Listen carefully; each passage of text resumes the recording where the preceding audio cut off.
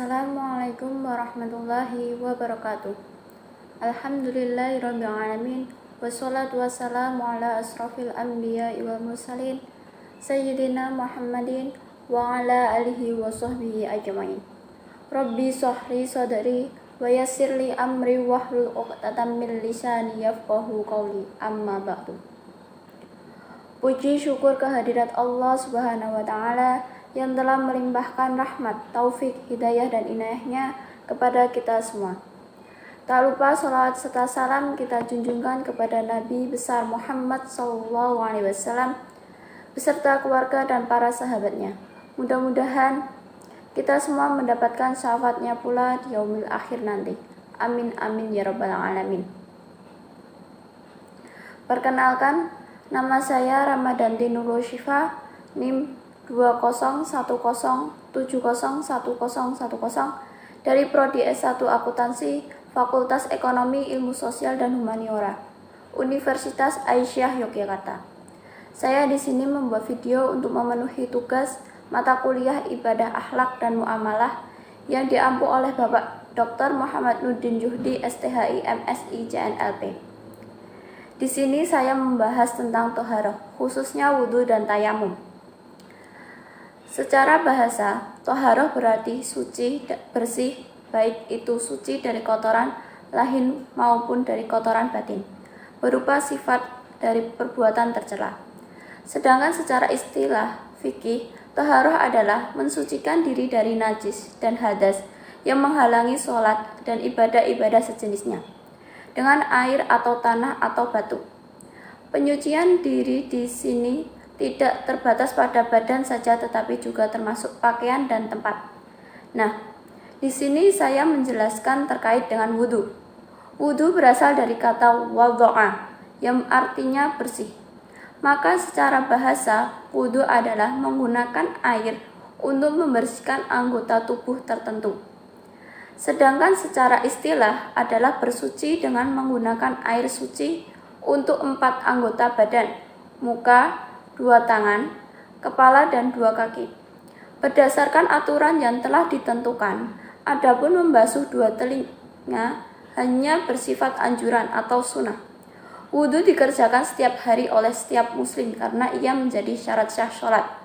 Dalil tentang wajibnya berwudhu terdapat dalam surah Al-Ma'idah ayat 6 yang mempunyai arti, "Hai orang-orang yang beriman, apabila kamu hendak mengerjakan sholat, maka basuhlah mukamu dan tanganmu sampai dengan siku, dan sapulah kepalamu, dan basuh kakimu sampai dengan kedua mata kakimu." Demikian pula hadis Nabi SAW bahwa Allah tidak menerima sholat salah seorang kamu bila berhadas sampai ia berwudu. Hadis riwayat Al-Bukhari, Muslim, Tirmizi, Abu Daud, dan Ahmad. Maka dari itu, saya di sini akan menjelaskan tentang pertama, bagaimana wudhu yang dilakukan oleh Rasulullah serta para sahabat dekatnya. Kedua, saya akan memberi argumen apa wudhu yang kita lakukan setiap kalinya sama dengan yang dicontohkan oleh Rasulullah atau berbeda dan di mana perbedaannya. Dan terakhir, bagaimana tata cara tayamum. Yang pertama, menjelaskan tentang bagaimana wudhu yang dilakukan oleh Rasulullah serta para sahabat dekatnya. Mengenai tata cara berwudhu diterangkan dalam hadis berikut. Humran, pembantu Utsman, menceritakan bahwa Utsman bin Affan radhiyallahu anhu pernah meminta air untuk wudhu, kemudian dia ingin berwudhu. Beliau membasuh kedua telapak tangannya 3 kali, kemudian berkumur-kumur diiringi memasukkan air ke hidung, kemudian membasuh mukanya 3 kali, kemudian membasuh tangan kanan sampai ke siku 3 kali, kemudian mencuci tangan yang kiri seperti itu juga, kemudian mengusap kepala, kemudian membasuh kaki kanan sampai mata kaki 3 kali, kemudian kaki yang kiri seperti itu juga. Kemudian Utsman berkata, "Aku melihat Rasulullah SAW pernah berwudu seperti wuduku ini."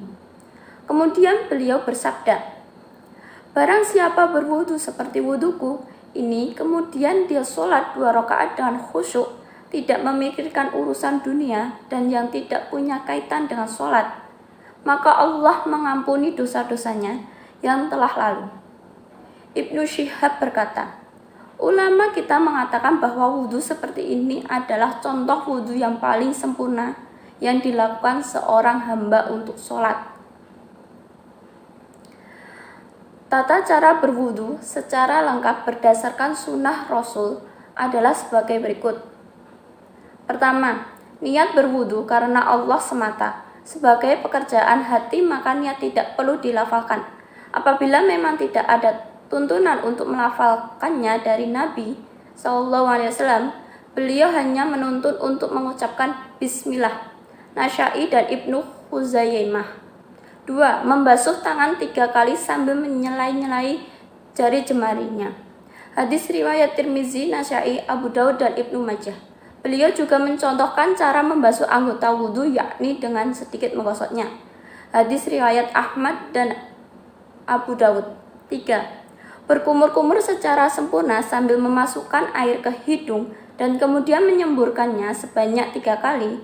Abdullah bin Zaid radhiyallahu anhu menceritakan bahwa setelah Nabi SAW membasuh kedua tangannya, lalu berkumur-kumur dan mengisap air dari telapak tangan sebelah, ia akan seperti itu 3 kali.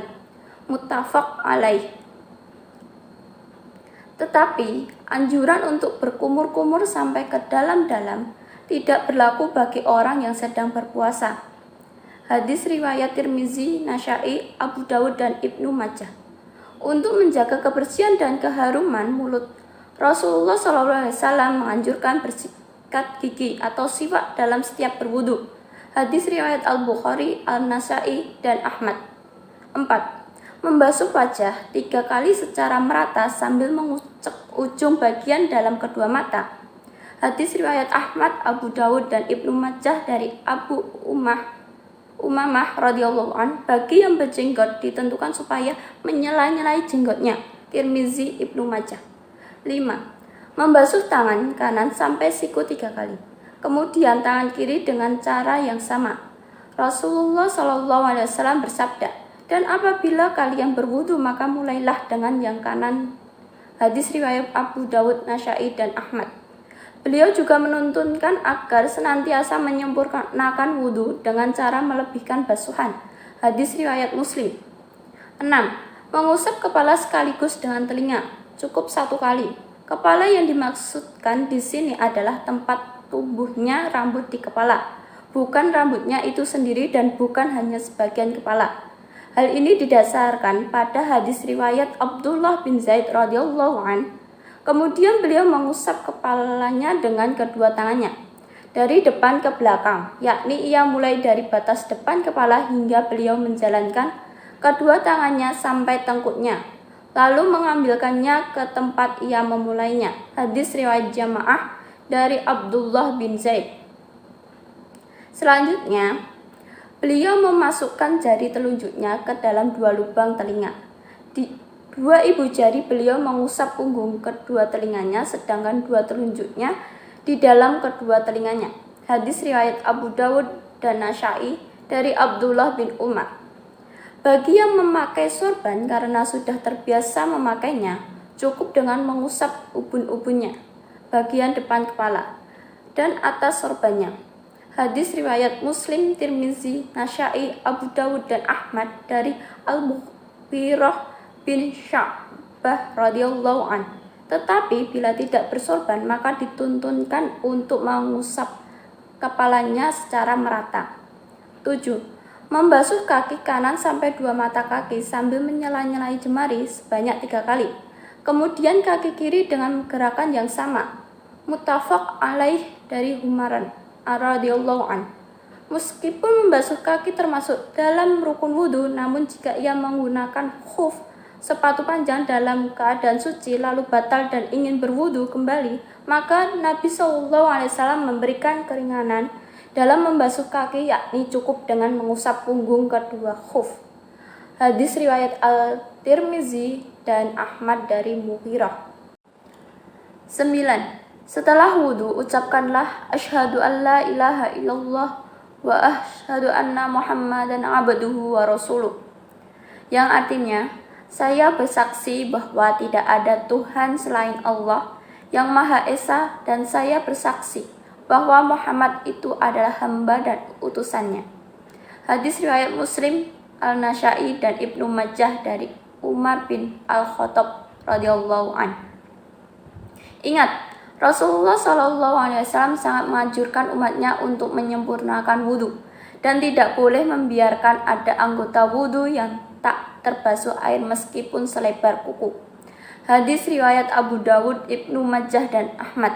Bagi yang tidak cermat dalam wudhu, ancamannya adalah neraka wail. Muttafaq alaih dari Abu Hurairah. Itulah sebabnya beliau menganjurkan supaya melebihkan basuhannya.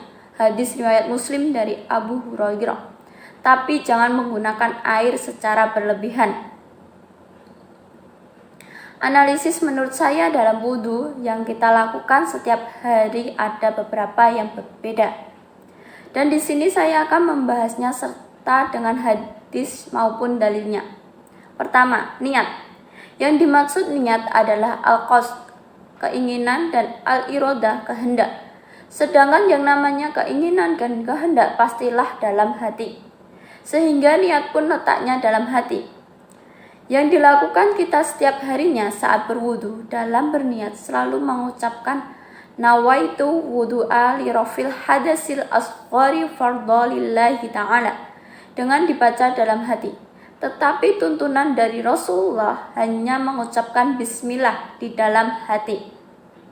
Ibnu Qayyim rahimahullah mengatakan Nabi SAW di awal wudhu tidak pernah mengucapkan nawaitu raf'a hadasi. Aku berniat untuk menghilangkan hadas. Beliau pun tidak menganjurkan, begitu pula tidak ada seorang sahabat pun yang mengajarkannya. Tidak pula terdapat satu riwayat, baik dengan syahnad yang sahih maupun dhaif, yang menyebutkan bahwa beliau mengucapkan bacaan tadi. Kedua, berkumur-kumur dan memasukkan air dalam hidung. Di bagian ini yang sering kita lakukan berkumur-kumur dan membasuh hidung dipisah dan dilakukan sebanyak 3 kali. Tetapi tuntunan Rasulullah dalam 1 kali cidukan tangan untuk berkumur-kumur dan memasukkan air ke dalam hidung. Ibnu Qayyim menyebutkan ketika berkumur-kumur dan memasukkan air dalam hidung, terkadang Nabi SAW menggunakan 1 cidukan tangan, terkadang dengan 2 kali cidukan, dan terkadang pula dengan 3 kali cidukan. Namun beliau menyambungkan atau tidak memisah antara kumur-kumur dan istisyak. Beliau menggunakan separuh cidukan tangan untuk mulut dan separuhnya lagi untuk hidung. Ketika suatu saat beliau berkumur-kumur dan istisyak dengan 1 cidukan, maka kemungkinan cuma dilakukan seperti ini, yaitu kumur-kumur dan istisyak disambung, bukan dipisah. Adapun ketika beliau berkumur-kumur dan istisyak dengan 2 atau 3 cidukan, maka di sini baru kemungkinan berkumur-kumur dan beristisyak bisa dipisah. Akan tetapi yang Nabi SAW contohkan adalah memisahkan antara berkumur-kumur dan istisyak, sebagaimana disebutkan dalam Sahihain dari Abdullah bin Zaid bahwa Rasulullah SAW berkumur-kumur dan istisyak atau memasukkan air dalam hidung melalui air 1 telapak tangan, dan seperti ini dilakukan 3 kali. Dalam lafaz yang lain disebutkan bahwa berkumur-kumur dan istisyak atau memasukkan air dalam hidung melalui 3 kali cidukan. Inilah riwayat yang lebih sahih dalam masalah kumur-kumur dan istisyak. Tidak ada satu hadis sahih pun yang menyatakan bahwa kumur-kumur dan istisyak dipisah, kecuali ada riwayat dari Thalhah bin Musawrif dari ayahnya, dari kakeknya, yang mengatakan bahwa dia melihat Nabi SAW memisah antara kumur-kumur dan istisyak. Dan riwayat tersebut hanyalah berasal dari Tolhah, dari ayahnya, dari kakeknya. Padahal kakeknya tidak dikenal sebagai seorang sahabat. Ketiga, membasuh kepala dan telinga. Di bagian ini yang sering kita alami hanya mengusap ubun-ubun dan membasuh telinga terpisah dengan kepala sebanyak 3 kali. Tetapi tuntunan Rasulullah membasuh kepala secara keseluruhan dan membasuh telinga tidak berpisah dengan membasuh kepala dan cukup hanya sekali saja. Ibnu Qayyim menjelaskan, Nabi SAW biasa membasuh kepalanya seluruh dan terkadang beliau membasuh ke depan kemudian ke belakang, sehingga dari sini sebagian orang mengatakan bahwa membasuh kepala itu 2 kali. Akan tetapi yang tepat adalah membasuh kepala cukup sekali tanpa diulang. Untuk anggota wudu lain biasa diulang. Namun untuk kepala cukup dibasuh sekali. Inilah pendapat yang lebih tegas dan Nabi SAW tidak pernah berbeda dengan cara ini. Adapun hadis yang membicarakan beliau membasuh kepala lebih dari sekali. Terkadang hadisnya sahih namun tidak tegas. Seperti perkataan sahabat yang menyatakan bahwa Nabi SAW berwudu dengan mengusap 3 kali. Seperti pula perkataan bahwa Nabi SAW membasuh kepala 2 kali. Terkadang pula hadisnya tegas, namun tidak sahih. Seperti hadis Ibnu Al-Bailamani dari ayahnya, dari Umar, bahwa Nabi SAW mengusap tangannya 3 kali dan membasuh kepala juga 3 kali. Namun perlu diketahui bahwa Ibnu Al-Bailamani dan ayahnya adalah periwayat yang lemah. Begitu pula dijelaskan bahwa membasuh kepala adalah seluruhnya dan bukan sebagian. Dalilnya dari Abdullah bin Zaid, ia berkata, Rasulullah SAW datang, lalu kami mengeluarkan untuknya air dalam bejana dari kuningan. Kemudian akhirnya beliau berwudu. Beliau mengusap wajahnya 3 kali, mengusap tangannya 2 kali, dan membasuh kepalanya. Dia menarik ke depan, kemudian ditarik ke belakang. Kemudian terakhir beliau mengusap kedua kakinya. Dalam riwayat lain dikatakan, beliau membasuh seluruh kepalanya. Syekhul Islam Ibnu Taimiyah menjelaskan, tidak ada satupun sahabat yang menceritakan tata cara wudhu Nabi yang mengatakan bahwa Nabi SAW hanya mencukupkan dengan membasuh sebagian kepala saja. Namun ketika Nabi SAW membasuh ubun-ubun, beliau juga sekaligus membasuh imamahnya. Sedangkan untuk wanita muslimah, tata cara membasuh kepala tidak dibedakan dengan pria. Akan tetapi boleh bagi wanita untuk membasuh khimarnya saja. Akan tetapi jika ia membasuh bagian depan kepalanya disertai dengan khimarnya, maka itu lebih bagus agar terlepas dari perselisihan para ulama. Wallahu a'lam. Selanjutnya, telinga hendaknya diusap berbarengan setelah kepala, karena telinga adalah bagian dari kepala. Sebagaimana Nabi SAW bersabda, 2 telinga adalah bagian dari kepala. Hadis ini adalah hadis yang lemah jika marfu atau dianggap ucapan Nabi SAW. Akan tetapi hadis di atas dikatakan oleh beberapa ulama salaf, di antaranya adalah Ibnu Umar. Adapun riwayat yang menyatakan bahwa air yang digunakan untuk membasuh kedua telinga berbeda dengan kepala. Itu bisa dipahami kalau air yang ada di tangan kita membasuh kepala sudah kering, sehingga untuk membasuh telinga digunakan air yang baru. Menurut saya seperti itu perbedaannya. Nah, sekarang kita membahas tentang tayamum. Ammar bin Yasir radhiyallahu anhu bahwa dia berkata, saya pernah mengalami junub dan ketika saya tidak mendapatkan air untuk mandi, oleh karena itu saya pun bergulung-gulung di tanah untuk bersuci. dan kemudian saya menjalankan sholat. Maka hal itu pun saya ceritakan kepada Nabi SAW. Nabi bersabda, sebenarnya sudah cukup bagimu bersuci dengan cara seperti ini. Nabi SAW memukulkan kedua telapak tangannya di atas tanah dan meniup kedua tangannya. Kemudian dengan kedua telapak tangannya itu beliau membasuh wajah dan telapak tangannya. Hadis riwayat Bukhari dan Muslim.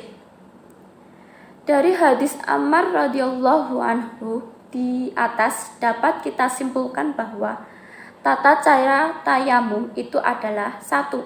Menepukkan dua telapak tangan ke tanah atau debu dengan sekali tepukan. 2. Meniup atau mengibaskan tanah atau debu yang menempel pada dua telapak tangan tersebut.